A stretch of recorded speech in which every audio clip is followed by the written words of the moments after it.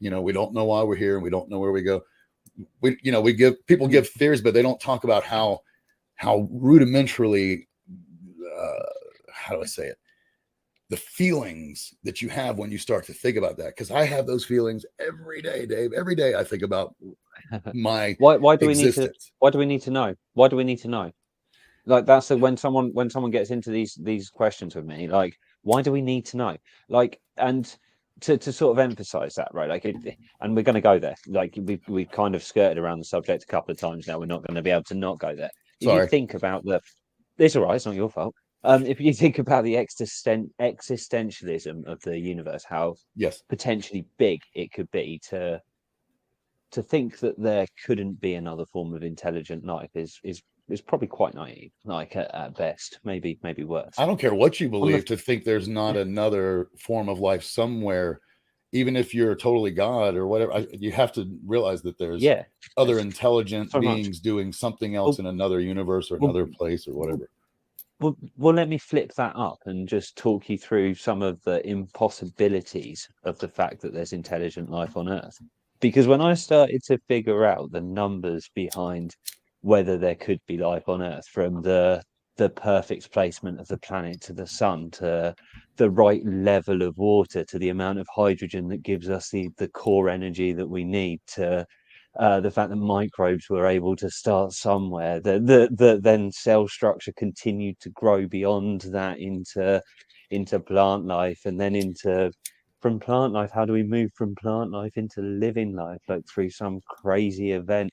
Like the fact that humans exist, in like the difference between us in terms of capable neurons and how our brains fire compared to the next level animal, even, apes that are supposedly quite close to us in terms of descent, particularly, just it's to the impossibilities that we actually exist is almost more impossible than the fact that there can't be life out there when you run the numbers. And it's so, like, maybe this is the purpose of the universe. I believe this is the purpose of the universe. I think that,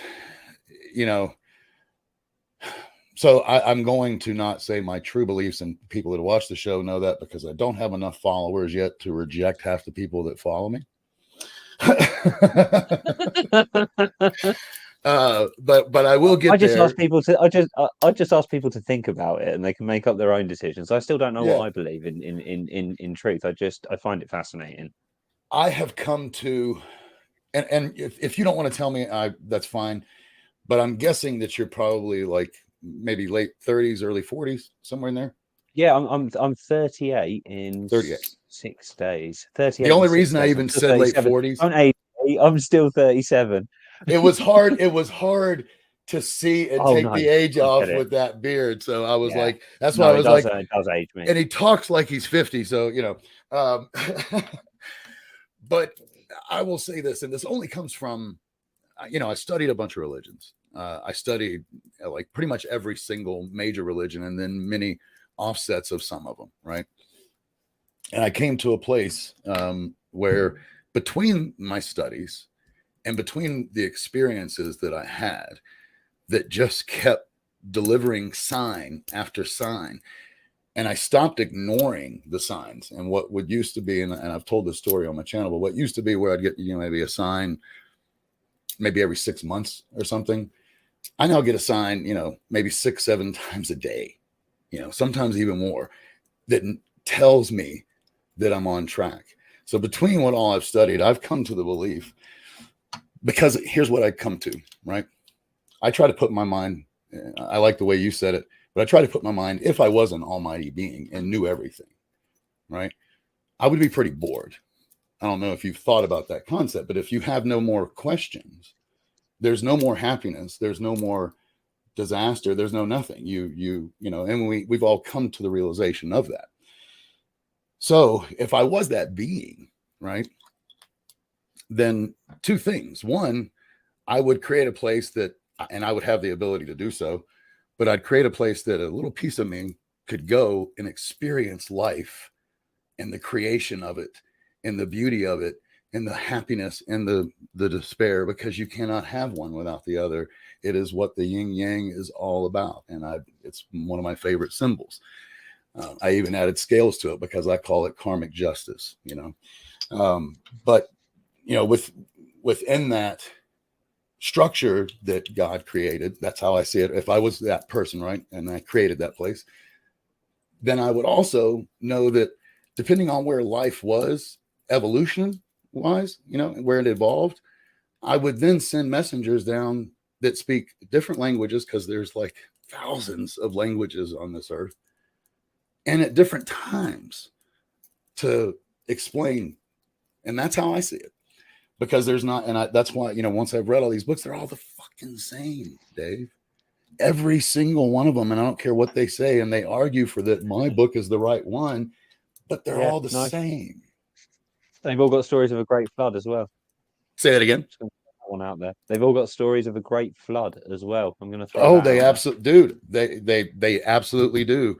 And do you think that's something from potential? I mean, I don't believe it's fiction at all. We have found proof in the dirt that there was a flood. Göbekli Tepe.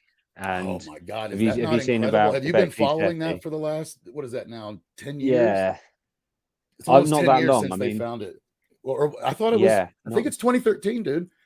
I think it's 2013. Yeah, like that's crazy. No, I haven't been following it, but like have you watched the Graham Hancock Netflix series? I'm most of the way. I don't watch much TV. Yeah, you're talking about on Netflix. I've watched that. Yeah, yes, and I'm not. I don't like him. Poses a lot. I like what I fucking can't stand him. But I love the content. I mean, he's got one of those faces, hasn't he? Like, that you just. It's not even the face. That's the director. I'm just going to tell you, I'll be straight. It's the ridiculous drone shots and the ridiculous him looking off all the time. And one thing that these fucking docuseries all have a problem with is they pose the same damn question. It's always, it was a resounding yes. Can you come up with a different word than resounding for the yes? And could you not deliver it every time that it is going to be a yes? Can't you find a different way to deliver the information that's a little more jazzy? It's an interesting thought kind of experiment for everyone that you can actually do. It's like a practical thought experiment.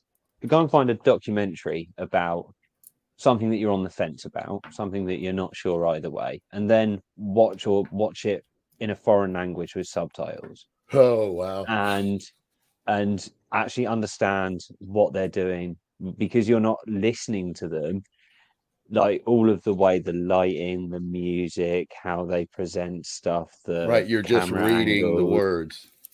You're getting the actual sort of, I don't want to call it this because it's not, but the subliminal messaging that they're throwing at you with these, and like that's not quite right, but I don't know what the right term is. I think subliminal is a fair word, because a lot of people associate that with sneaky, but the reality is it's the underlying message that is trying to be delivered by all of this content that they've thrown together. And it's the music and the lighting that hits the emotion, right? So that's when you can really see how they're trying to like draw on the emotions of the people that they're watching to bring them on side with the argument. And that's the thought experiment, the case study. And they do that with Waco.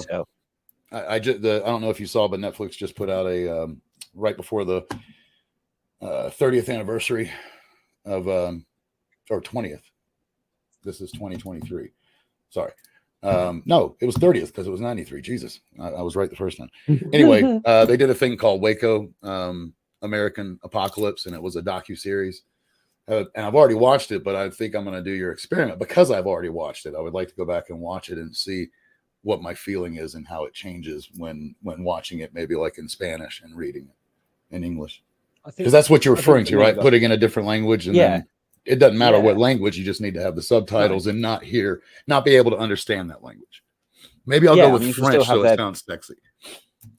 Funnily enough, it's not why I went French, but French is the language that I did. I've got an autoimmune condition, and I'm adamant that sort of sweeteners, man-made sweeteners or synthetic or synthesized or whatever you want to call them, the ones that aren't like that they're natural, they're the same chemical makeup, all of this stuff that's not how you would naturally consume it, essentially. And aspartame and acesulfame for me are triggers, and I think some of the dextroses and maltodextrin I think are really bad for you. But when I watched this documentary in French, I was just like, I was interested in the content, but I really saw how like the way they lit, like everything that we've already How they talked about, maneuvered. alongside presenting the information was to, and you could hear the emotion in the presenters' voices, even though you can't understand what they're saying, and how it Right. was all put The together pitch, the to pitch kind of, was much more evident when you don't know the language.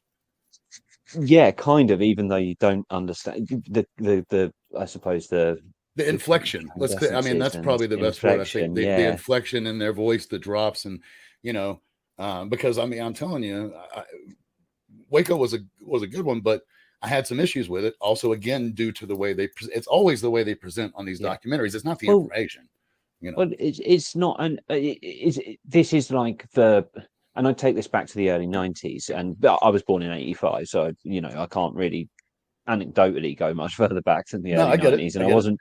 I wasn't reading a lot of written press in the early 90s, but I was exposed to magazine covers, headlines, and then I started being a paper boy in mid 90s, late Right. to mid 90s. I was a paper boy, so I was exposed to like a lot of the printed press as the printed press was kind of dying, like that's all starting to not Right. die, but massively shrink down. And like all of those magazines started disappearing as Facebook became a better model, like all of that. So kind of, but yeah, you since certainly in the UK with the free press, it's like almost like every avenue is trying to get us to this point where we're yes or no, like where there's no compromise, and Yeah. it's just got worse and worse and worse. It's like the attention, it's like almost like the It's here attention too. market, if you It like, feels is. like the Oh force no, of divide. I think it's potentially worse in the US because US, yeah. some of the social some of the social issues in the US were never really fixed, and then were just kind of grown. So like, even though the legal stance of it might have been fixed, you've still not seen like The areas full trickle down unsegregated is not complete. properly. And yeah, exactly. And then you have other situations like you've got in places like Detroit, where industries have just changed that much and completely left that the social system hasn't been able to grow. And I don't, I'm external, and I don't want to say too much about like American politics, because I know how like kind of a precocious situation it is at the Yep. moment. And the one thing that I would say about it is that there seems to be this insistence from almost every commentator, every media outlet, every person that's putting up their own news story on Facebook or TikTok or Twitter or whatever, saying that if you don't agree with me, Yep. you're an idiot and you're Right. wrong. And that's what That's needs to not, change. And it's kind of what you were saying about the grey area. And, yeah. yeah. Sorry, I It's could part of, talk about no, that dude, I for a love long it time. because that's part. Thank you for saying that, and I just shut up because I wanted to hear it. I kind of knew where you were going, but it's what I preach about, and what I mean by that is, you know, I have been I've been alive long enough to where I remember in my 20s, and what's really going to be people. There are people that are disagree, and I get that, right? Because they were in different places. But where I was, and at that time I was in Athens, Georgia, and it didn't matter the color of your skin. It didn't matter. Like everybody, it was an extremely different. Now it is a college town, right? UGA is there, the University of Georgia. Yeah. But you're also talking about in the middle of the South, which is, like it's funny how diverse Atlanta and Athens. That's why I used to call Athens the pinky toe of Atlanta, because the diversity was there. So I remember a time when we would sit around and smoke, and it didn't matter if you voted for the other guy. It didn't matter if you were black and I was white. It didn't matter if you were straight and I was gay. Like those things, it was just about hanging out and getting high. And we would always find common ground. Let's talk about bands. Let's talk about video games. Like, dude, the same people that you hate are playing the same games and listening to the same songs that you love dearly. Period. Yeah, but 100%. And I think it's one of the problems with the crypto market. Like it's one of the problems with Maxiism, if you want to call it that, or maximalism, if you Right. if you want to define it from a potentially previous term. But I I think like that. Maxiism I think Marxism is probably the right word. And because it's so kind of refined, it's not refined to this industry, but the way it's dealt with in this industry is very, very specific. And, we're a niche market. We're not even $1 trillion industry anymore for the whole of crypto. And then you break it down to individual aspects. You break it down to, so, like Ethereum and Bitcoin are worth Bitcoin. like, 60% plus of that Right. whole, I was going to say they're worth value. well more than half of the entire thing, right? So then everyone else playing in crypto is worth 40% of less than $1 trillion. Everyone. Why are they fighting each other?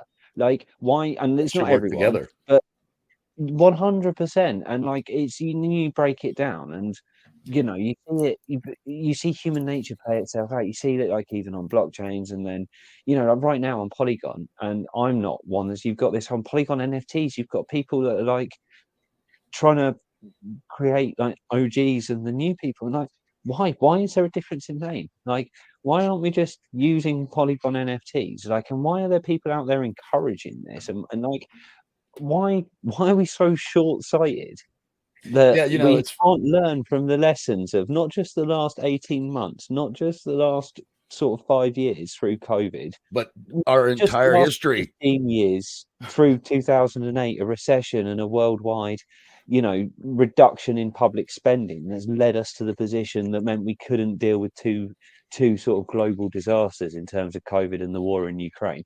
No matter what your thoughts about the mechanisms behind them, let's just It doesn't assume that matter. They there's are nothing there.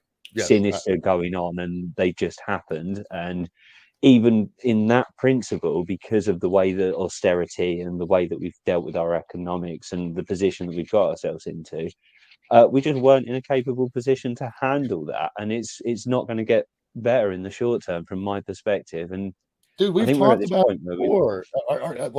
Everybody I know agrees on this one thing, which baffles me. Our infrastructure as a society is so two things. One, it's already weak, and two, it's extremely vulnerable. But yet we keep doing things the same way instead of changing that, because back to what I said, it's like the whole reason I was baffled when we finally saw electric cars come out. And the only way it got done is because it was a billionaire, no offense, like the full electric thing. And I have my own thing about that, by the way. Just on a side note, I don't agree with the modern electric car, the Tesla. I don't know if you know, but it's a battery that is about that thick, that is the size of the entire fucking car. And just like any battery, Dave, because my son was a master mechanic. He's like, Dad, don't do electric. People are going to find out these batteries go bad, just like a fucking battery in your phone will not last forever. You can only charge these things so often. And then guess where they're going to go? Yeah. Well, I mean, and guess what's required to build this stuff? Look, I mean, I think they're a necessary stepping stone. Green, Yes, there's just but too it's much to so talk much about here. battery. Yeah, but all I'm saying You is know, like what that's being hidden. Nobody wants to yeah. talk about the fact that you're No. driving around a battery that, and Well, even if it's 10 years, it's gonna have to go somewhere, and you're gonna have to buy a new battery or a new car. someone made this point, which is why isn't it okay to talk about so many things at the moment? Like, right, that's the Sorry. no, but do you know what I mean? We could use hundreds of examples, but why? Like, and it doesn't matter. Like, you could look at, and the two that I tend to go to, because they're not that extreme, and they tend not to annoy people that much when you say their names. Well, I mean, a little bit they do, but Ben Shapiro, and now that he's stopped insulting everyone as much as he used to, and Owen Jones on the left in the UK, who writes for the Guardian, like, to have like a kind of a strong conservative and a strong socialist view, like that it's difficult. They would just, when they talk about each other, and they do occasionally, and I watch both. I like to keep occasionally, not You often. got to It's keep not an eye on something I like everybody, right? getting stuck in the rabbit hole. But yeah, if you're going to look at political discourse, you should You look got to at look at both everything. sides. Exactly. Regardless, even if you don't choose either side, you have to watch what both of the largest sides are doing. Yeah, to get an understanding. But the fact that they would be so far apart that they'd almost, in a debate, even though they're They're not, not, right? they're really not. But in a There's way, only a they are. couple of You're correct. differences. Yeah, they do, and I'm not It's saying like they an would insult ongoing each debate, other, but really. it'd be like a battle, but they'd both be more interested in scoring points and trying to make the other person look like a fool than understanding how they Spreading could a work message. together to come to a.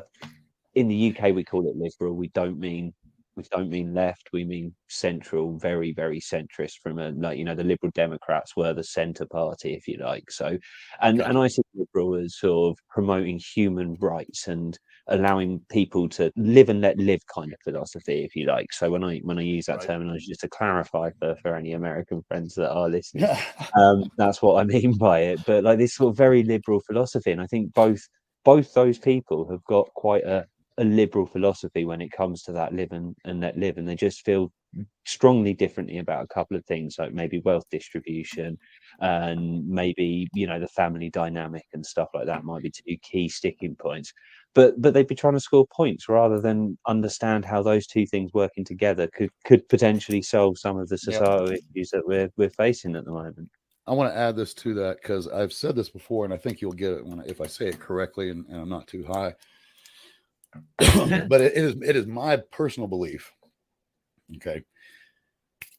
And this is again based on it's my philosophical opinion that if we could build a chart, like an actual chart, that we checked mark off everything yes and no on every opinion that we have, right? Because every opinion comes down to either yes or no, right? So if you do that, right, and hopefully you'll get what I'm saying here. Everybody has that chart. I don't think any two humans would be less than 70% alike. And most humans would be the vast majority would be like 90% alike. And it's only a small portion of them, but it's the portion that speaks the loudest and that they hear the most, right? That divides them.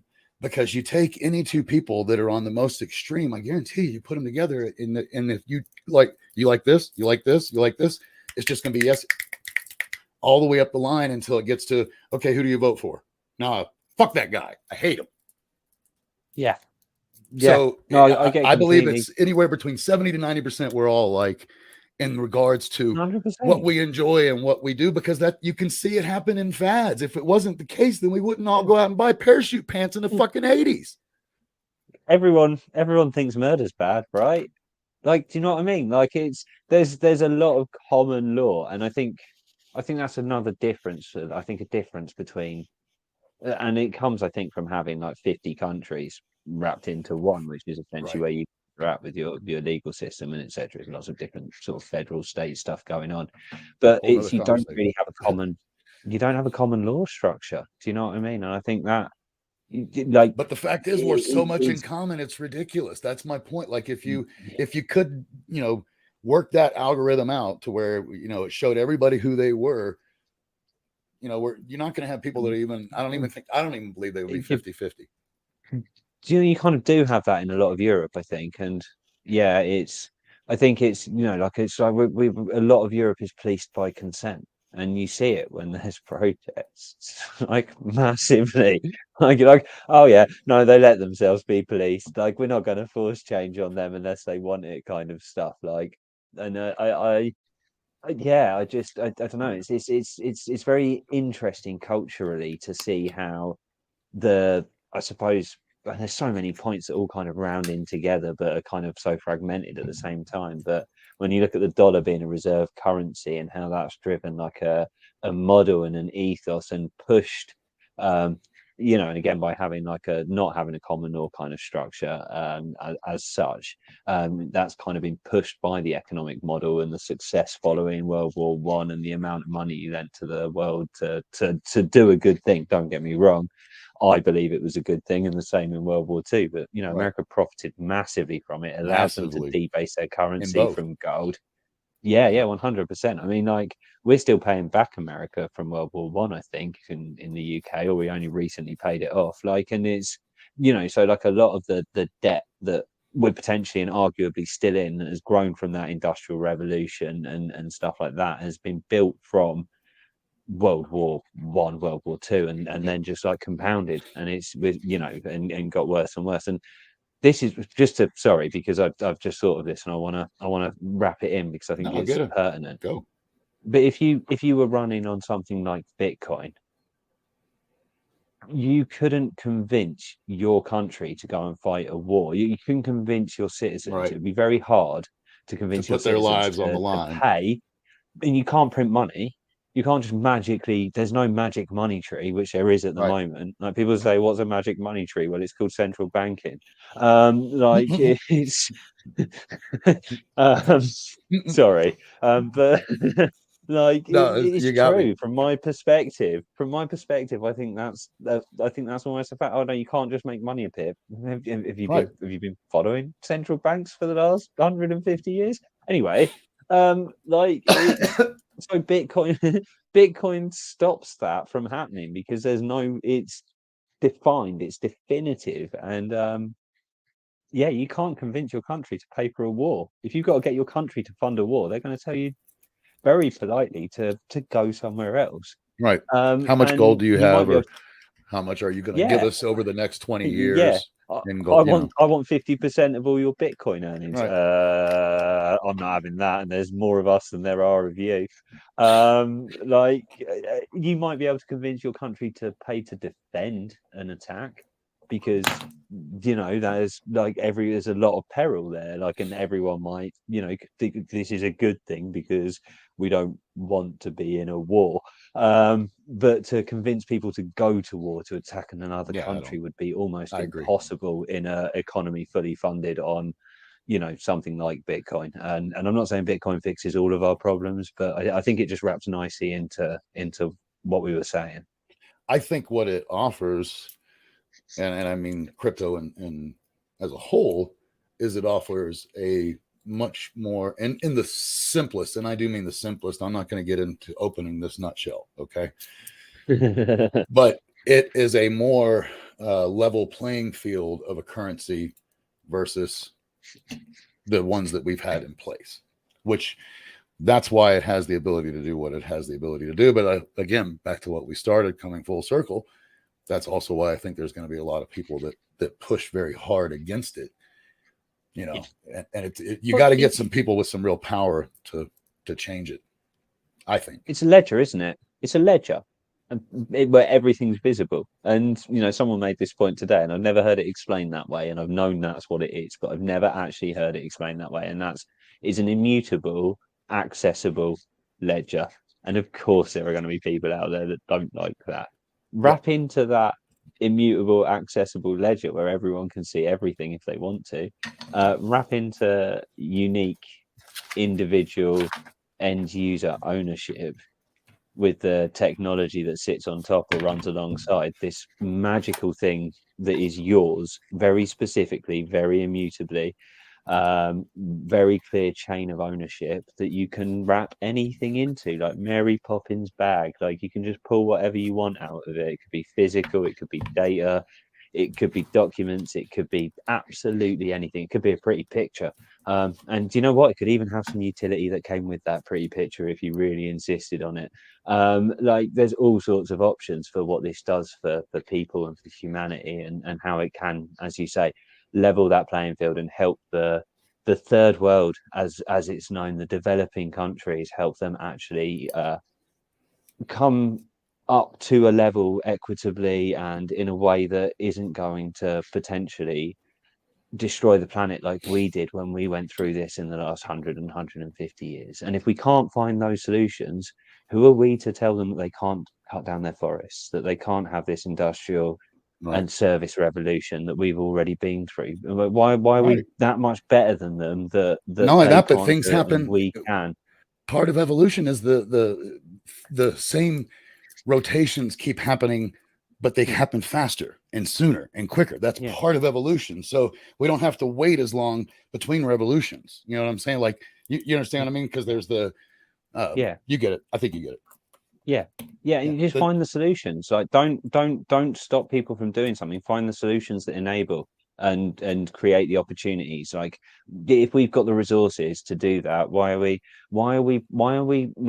so much? And I'm stealing from Constantine from, I can't think of the show, but he did the Oxford debate, and I'm stealing a little bit here. But why are our brightest and our most intellectual, why are they gluing themselves to roads? Why are they throwing soup over paintings? Like, why aren't they using the incredible resources, the tools that we've got, the opportunity to use their intellect and everything that supports that intelligence to progress and to find the solutions? Why as a society are we so wrapped up in, you know, what someone else is doing wrong and Yep. apportioning blame without actually taking conscious steps to try and make a difference? I will end us there because I'm going to say this. One of my favorite sayings, and you'll absolutely get this, is if I'm not the problem, there is no solution. And it has so much to say on so many levels. But the two major things that it has to say is, number one, you only control yourself. And number two, the only way you can change anything is first changing yourself and then outwardly. And with that, I read from this book. I'll show you this because if you get a chance, you can usually get it on Amazon for like less than $6, $6 American. And it's called Change Your Life Quote Book. Like that. It's got over 600 quotes, and I try to end it on one. So I try to look at the basis of the conversation, and they have like a contents of the theme of the quotes, right? So I chose embrace change. I thought you would like that one for the conversation that we have, right? So this first one, I'm just going to read maybe two or three, but this first one is Paul Hawken, and that's Paul, right? And then Hawken. I'm not sure who he is, but everything is connected, ... No one thing can change by itself. I think that one's awesome. I like that. Based on what quote I just said, that is my favorite about if you're not the problem, there is no solution. I have to read Mahatma Gandhi's. And that is, be the change that you want to see in the fucking world. He obviously didn't say fucking, but I'm going to add that because I'm spirit of 420. And that one that is literally a different way of saying, if I'm not the problem, there is no solution. That's one I've said for a while. It's one my mum used to say, and I'm just going to add a couple in from my mum. I mean, that was one I was going to say, but one, and I don't know what their sources are. But that was one. Be the change you want to see, and it's something that I've used a lot in the last 2 years in this space, or 18 months, just over 18 months, coming up to 2 years now. That's awesome. What's the other one? Is you can't change the world, but you can change your corner.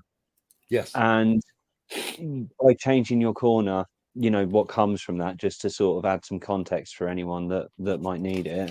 If you change your corner, you influence the people around you to change their corners. And the more corners that change, the bigger that change is, the faster it happens, the more effective it is. And, you know, like there's a real kind of snowball effect if you do it effectively. And I'll say this as a parent, okay? And you really learn this and get slapped in the face as a parent. Your kids will not listen to what you say. Your kids will do what you do. So if you want them to be different, you must be different. And that's a fact. You cannot expect a child to do differently than what you raised him doing. It's completely absurd. I have one more I wanted to read. And then if you want to say one more, that's fine. This one's Will Garcia. The first step towards change is acceptance. Change is not something you do. It's something you allow. Yes. And that comes down to being in the moment, right? Like you can't change the past and you don't know what impact you're going to have on the future, but you can enjoy now and you can be relevant. And that's the moment you can change. Along with the one I have another one. You'll love this. One foot in yesterday, one foot in tomorrow. You're pissing all over today. That's one of my favorites because it literally puts it in place for anybody who can't see it. Then you're like, look, physically, if you got a foot in that day and a foot in that day, then you're pissing all over today. Don't live in what has already transpired, and don't get lost in what may be. Change your mind right now. Change what you're doing right now, because it's the only moment we have. We live in a linear existence. It's the only moment we have. Yes, there is no time like the present. There's nothing more pertinent than that. Than like what's if you're going gonna on right now. Subscribe to something 100%. And then that's why I think what we did today is a good one. I think a lot of people will get stuff from it. And I want to have you back really quickly as a part 2. I'm going to call this part 1. We need to NFT a little bit at least, don't we? That's kind of what I do. Unfortunately, I have to go, and I'll just tell everybody I have to go to Denver, so I got a lot ahead of me today.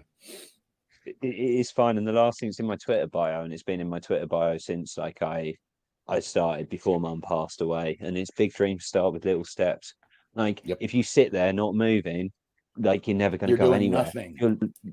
You've got to do something. You've got to step forward, and you can't take giant strides. They're little, and every little give yourself one is small attainable attainable goals. Give Yeah. yourself a small attainable goal that you can do in say 20 minutes, but give yourself the whole day so that you reach that goal. Then the next time it's 40-minute goal.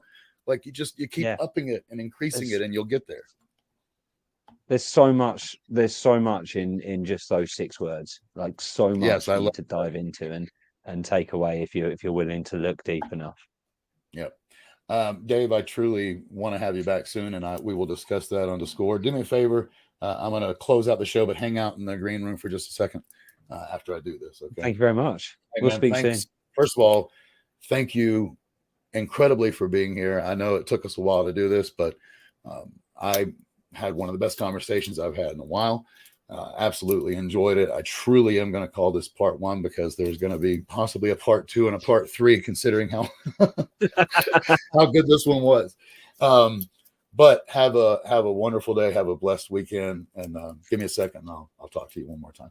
You too. Well, enjoy your things today, including the gig. Like, thank you so much. And thank you very much for listening. For everyone that's come along today. No, I really, really appreciate it, and so do they. I believe it. 1 sec. All right, everybody. Thank you so much for being here.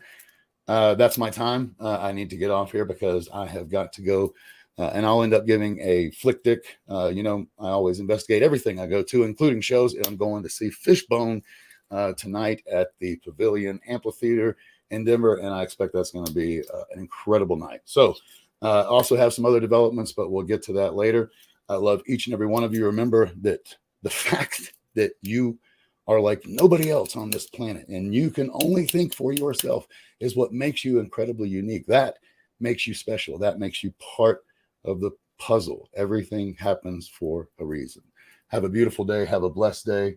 Thank you, everybody, for joining us, and I love all of you. Peace. I switch here, I'm a strange fuck.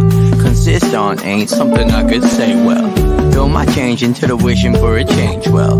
Wish your day is swell life for the next come. And when the next come, pretend that it's the best one. Like I ain't even gonna try and say that to the next one.